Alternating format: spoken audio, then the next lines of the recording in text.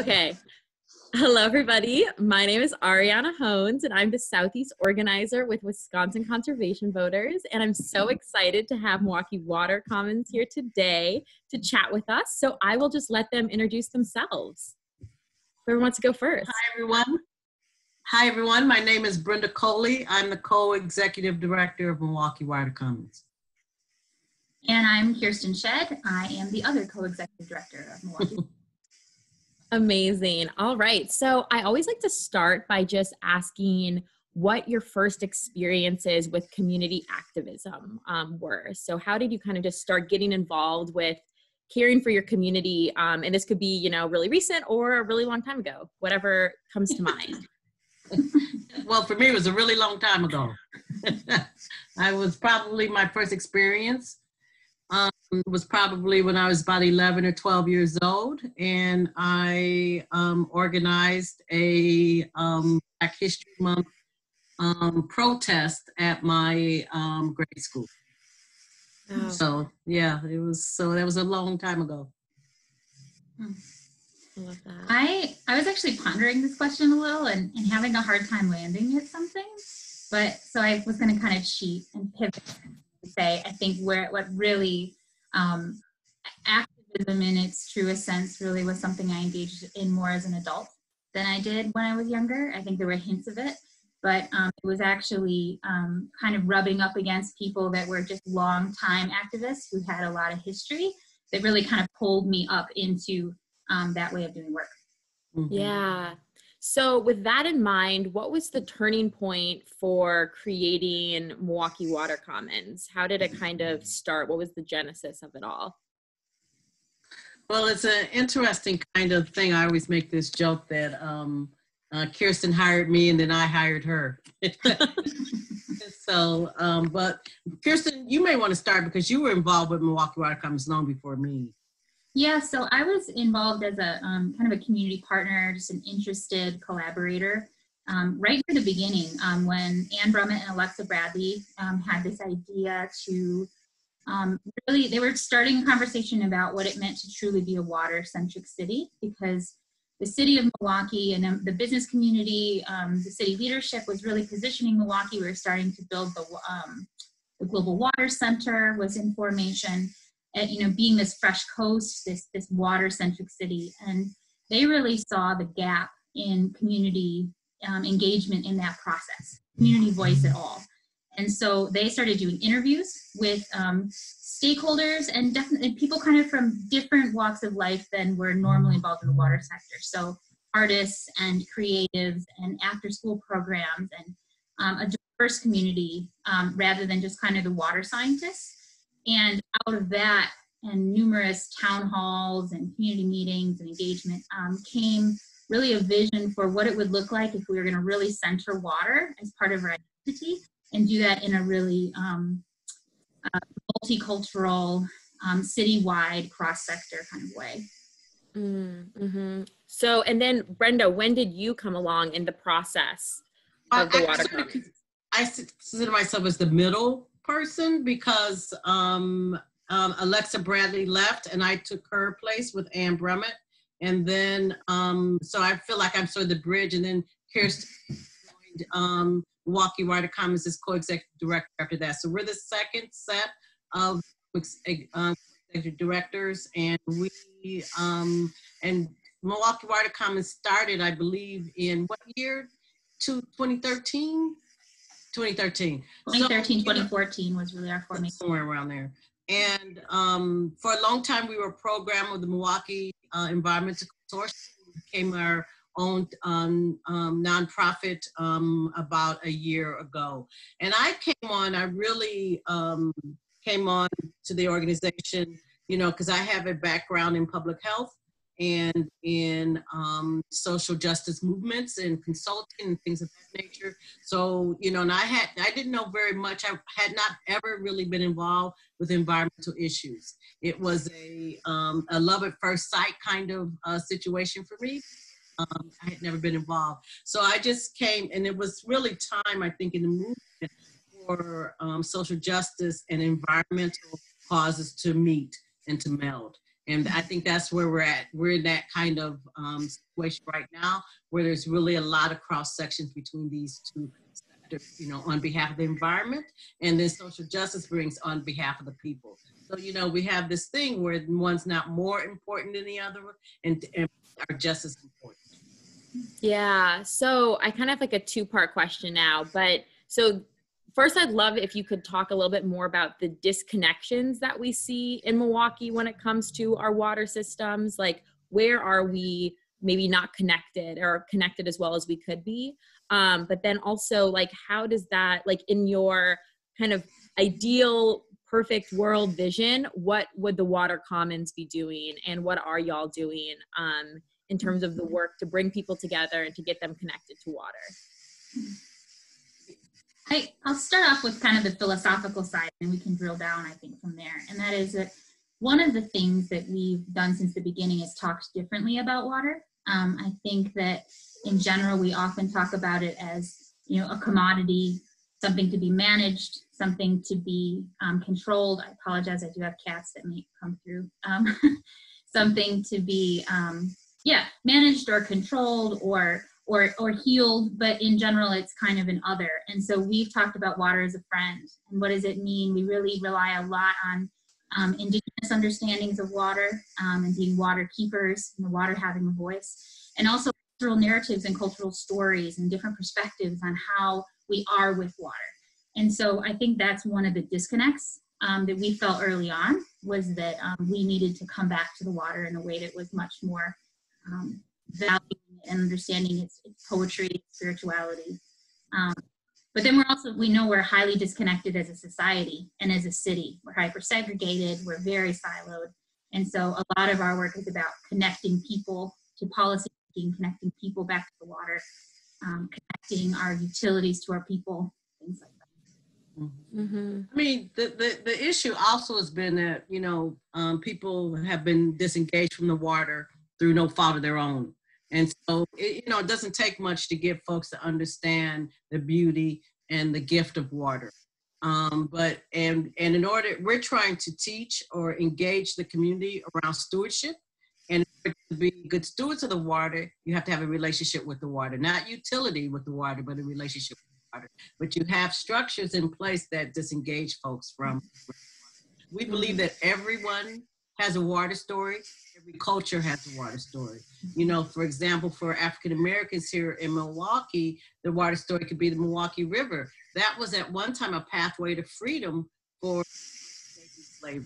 So, you know, and all cultures have stories around water, and we really want to uplift those stories as a way for us to connect to water. Mm-hmm. Yeah. So could you share like some examples of ways that you're cultivating or helping cultivate that kind of conversation, but also that stewardship with water? Like, what are people doing through your programs that are getting them connected or that relationship reestablished? Mm-hmm. Well, we have several programs. Well, I think one of our flagship programs is Water School, adult school, where every Saturday between and September, we bring a group of people, teams of five teams of people to really talk about your water footprint, water stewardship, and then we have a experiential component where they do a project that is related to the Water City agenda. So we have a Water City agenda that blue-green jobs, arts and Kirsten. Arts and culture, education and recreation, green infrastructure, water quality, and then drinking water. And we ask participants to formulate, we give them a small amount of money, and we ask them to create a project that addresses one of those issues. So that's one of the things that we do. And one of the things we have done during that time is we engage people with the water in a recreational way as well. We take folks to Monty Lake and we set up these stations, kayaking, swimming, and fishing. And it's just a beautiful, glorious day. The interesting thing is that this is generally a very white space. And we're bringing with us Latino people, you know, African Americans, Native folks who really haven't had kind of recreational attachment to the water as other folks have. And it's very transformational, and everyone feels better when we leave. You can just tell that we're all happy to be together and to be with the water. And that's the amazing thing about water. Water does connect us. So we have, Brenda was hinting at the Water City agenda. We kind of have three, sometimes we call them buckets, sometimes, but three areas where we do our work. One is water school, which she was talking about, and, this onboarding, it's our leadership development.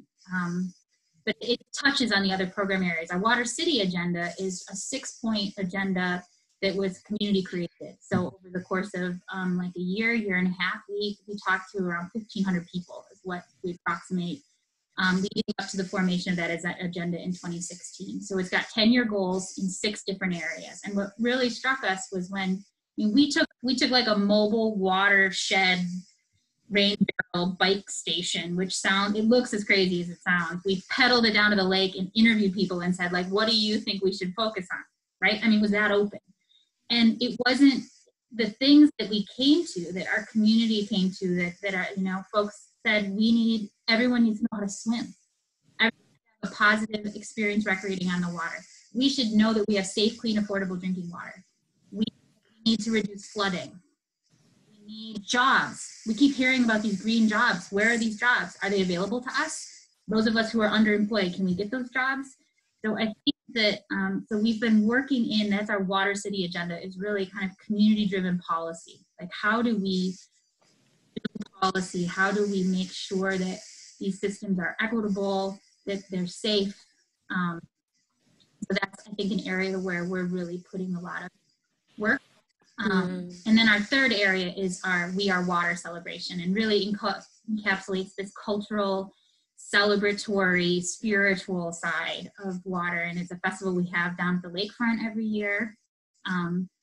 Right at the water, happens at dusk. There's music and art and spoken word and drumming and interactive art display with cups of water with lights in them that we usually make the Great Lakes in the sand. But it's really meant to connect more with the heart and with the spirit, and for us to tell stories about the water together. Yeah, I love that. It's such a holistic approach to talking about water and interacting with it, which is so awesome. I wanted to go back to your second bucket and talk about a little bit of the policy that you were speaking about in terms of your agenda, like the water agenda. But yeah, how can we be better advocates for water, and specifically in Milwaukee? How is the work that you all are doing? How are you seeing it kind of transfer into, policy and legislation, or kind of what are the hopes with that? Like, what can we be doing to encourage people that are leading us at the city level or the state level to really be focusing on water and talking about it, in a way that really connects and resonates with the community? I say that probably the biggest thing, one of the biggest things, not the biggest thing, but one of the biggest things that I would like to see us, the city, really address is the infrastructure issue. Because we have these two issues. We have water quality and we have drinking water. And we often say that when if we open up the roadways and access to folks to the waterway, and then they get to the lake and it's full of PFAS, it's like an extra environmental burden, especially on people of color. Environmental justice issue there, but we really have to resolve this issue with with lead in our water and the risk of lead in our water around the infrastructure. So that goes hand in hand, because we can't really talk about, in my view, talk about even recreational water quality if we don't get that resolved. And so for me, that's a very important question and we need all of the environmental organizations, which I think they have come on board around, the human right around clean drinking water. Mm-hmm. Fortunately, we don't have affordability questions, but we are in solidarity with other organizations around, in the region, in the Great Lakes Basin. There are issues around affordability and shutoffs, and especially during this COVID virus, that is just an injustice. Water is a human right, and it's not dependent on whether or not you can afford the pipes or not. You have to have access to that. So that's one of the major things. We think a lot about water quality, and how we look at it is we sort of institute programs to highlight these kinds of things. So we have the yearly Cream City Classic. Well, that was really formulated in order to bring attention to how far water quality has come. Which is a swim. You should, Cream City, which is our open water master's level swim, and it is to not only to highlight how far we've come in the river. It's not something we can swim in every day, but we want people to have the expectation that they can swim in that river. And then we want to highlight access and really open it up to everyone being able to be able to do that swim. So we're doing both of these things together because we think they go together. Yeah. And I think as far as like what you're asking, what do our leaders need to know? I think we need to build trust. I mean, there needs to be trust built by our leadership, whether that's elected officials or, utility leaders or community leaders. I think because folks have been so disconnected from the decision-making process, and, a lot of, especially around water, I feel like a lot of the decisions, a lot of the knowledge has been held by, a small set of folks, mostly white, mostly on the east side, that those spaces haven't been open and inviting to anyone else. And so I think we need to open those spaces up. We need to realize that communities across our city care a lot about water and know about water. And we need to value community knowledge, just like we value, scientific knowledge. There's a place for both.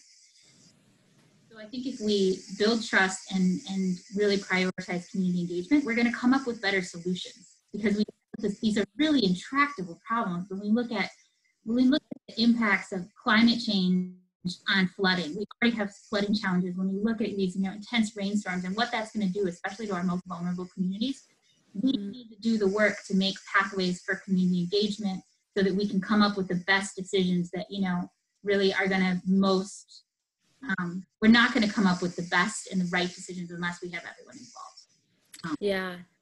And Milwaukee Water Commons spends a lot of time on thinking about the way to engage the community so they can be informed decision makers. Lots of organizations will say, well, we want to get the community input, but if you haven't, this is our job. We live and breathe water issues, right? The expectation is not that the community is living and breathing it at the same level that we are, but we can give them impact, give them information so then they can make informed decisions. And we know that without their voice, the decisions will be and have been flawed. Yeah. Yeah. I love the idea that you said, Brenda, of expectations, and that we should expect to have clean drinking water that's accessible. We should expect to be able to swim in our rivers. We should expect that our leaders listen to us. And obviously in so many ways we are kind of far off from that reality.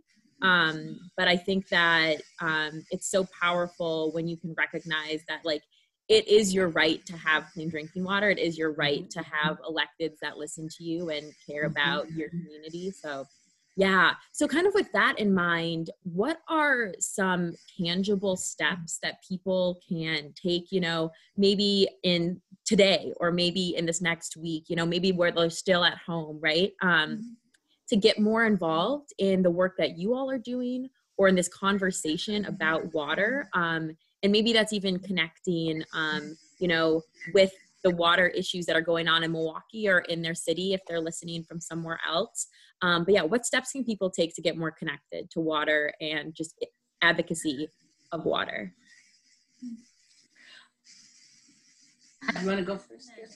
I was going to say that what I wanted to say first is that please consider yourself invited to connect with the work.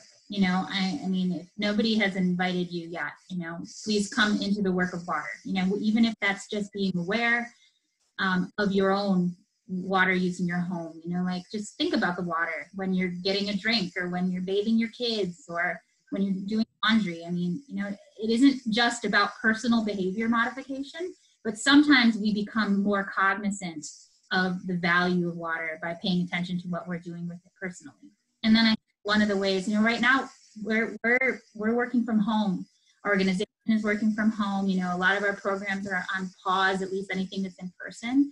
So we're active on social media. We're trying to keep things up to date on the website and get content out there that is engaging. But we're still working. Our elected officials are still working.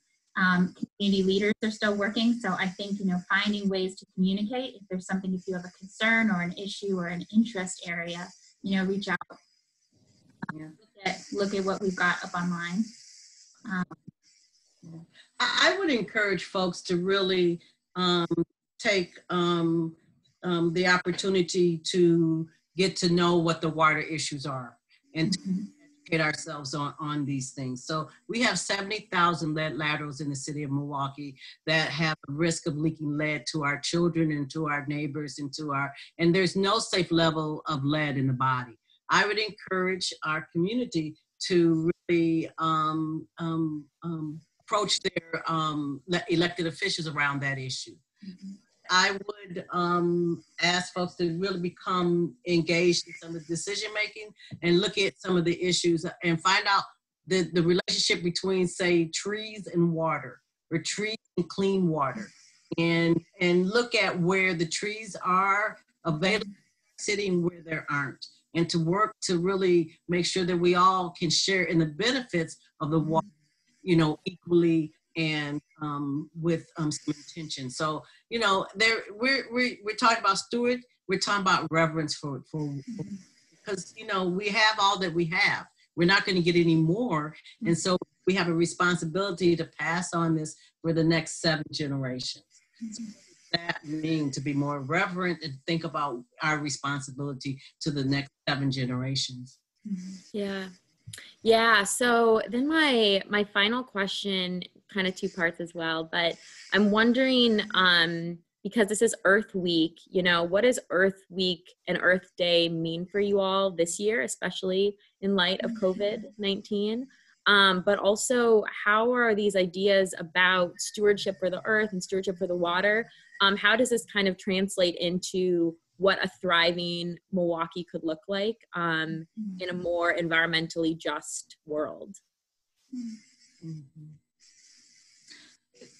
Well, it's interesting.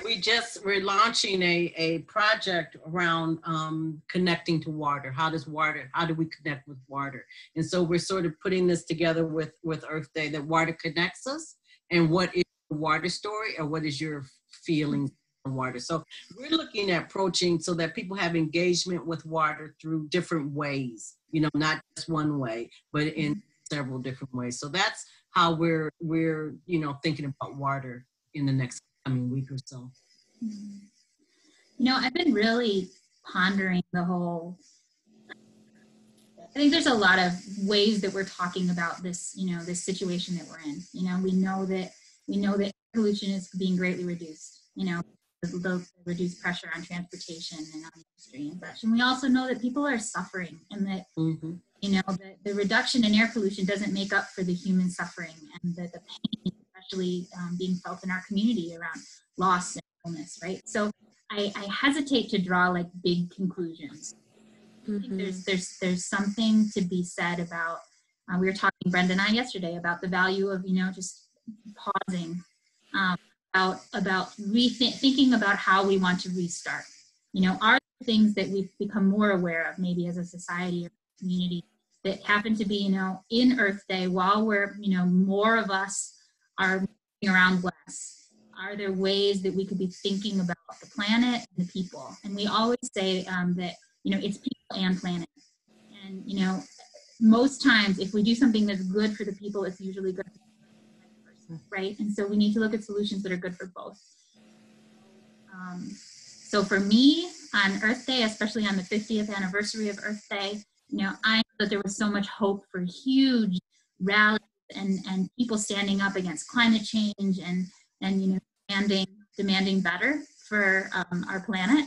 And I think that there are ways we can still hold that. There are ways to get your voice heard online, to continue to talk to your elected officials. I think around the world, people are like making protest signs and holding them up to Zoom videos. But more than that is really thinking about, like, what is our commitment as a society to each other, and how might we be able to move that forward while we have, you know, this kind of pause in our business as usual. Yeah. Yeah. Taking a huge, I mean, it's such a moment to really reflect and rethink our systems and the way that we've been moving throughout the world. Yeah. So thank you. Is there anything else you'd like to share about Milwaukee Water Commons and the work y'all are doing, or just thoughts about the environment in the world we're in right now? You know, I'm thinking about our environment. What is coming to my mind is how we have shrunk public spaces. Mm-hmm. There's not a space, you know, that we can gather with publicly. And I think that does a lot of harm to the psyche not to have those kinds of places. You know, parks where people can, you know, just kind of decompose at the end of the day before they go home and fix dinner. A place where you can get a drink of water on the sidewalk, a bubbler, you know, maybe a place that you need to wash your hands. These are the kinds of things that, and I'm hoping that we take, you know, Kirsten was just talking about the power of the pause, instead of going right back to where we left off, you know, see how we want to re-enter and, you know, maybe contemplate, you know, some of the things that we could do better. And one of the things is trying to figure out, really, you know, I have this thing, we're all here for each other. And I think that we have to figure out how we can sort of desegregate our society, figure out ways that we can come together. That's not in a bar. You know, that's where we decompose, but it's more healthy and more holistic. Yeah. I was thinking about, there was a curriculum I used to facilitate years ago that talked about a thriving, just, and sustainable world. Waking up, but I think about that, like, what does it really mean to thrive? And we are in survival mode, you know, not, you know, stepping back from COVID-19, but just, I feel like there's a lot of parts of us that we're just, you know, just trying to find some form of justice, not even thriving. What would it really mean to be thriving and to be just and to be sustainable when we look at our water and our planet? And I think that one of our ways of talking about it is to say that we all are stewards of the water, and we all receive it. So I think if we, as I look to the future, I hope that can be really that everyone has a role in stewarding our water, and everyone has a benefit from that stewardship. Mm-hmm. That means access to those water spaces. That means good green jobs. That means knowing that your home is not at risk for flooding. We're all doing our part. We're all shaping the future and gaining the benefit as well. Yeah. It's big, and it's really powerful when you think about it. Yeah, especially in that way of how are we all really connecting ourselves to it. Yeah. Thank you so much. Is there anything else you'd like to share? Otherwise, I'll stop the recording and then I can just chat with you a little bit offline or online, but off of the recording. Does that sound good? Okay. Yay. All right. 1 second.